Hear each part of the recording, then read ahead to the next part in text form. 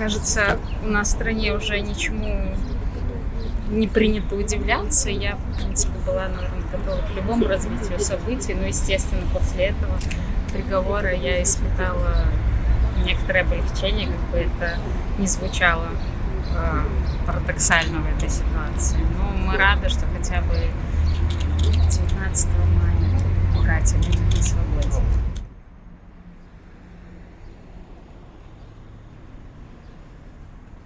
То есть изначально ни задержание, ни уголовного дела, ни приговор. Потому что Катя ни в чем не виновата.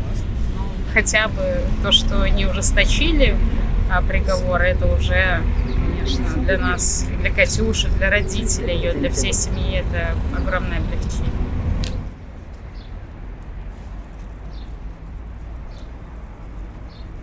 Ну, как минимум мы рады, что апелляционный протест прокурора не удовлетворен, скажем так.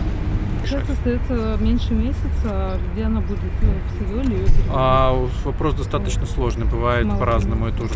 Более вероятно, что она все-таки пока останется в Жодино до 19 мая, по той причине, что этап длится, сам этап только около недели, и еще около 3 недель карантин в Гомеле в колонии. Поэтому я все-таки полагаю, наверное, не будет смысла ее направлять на такой короткий срок.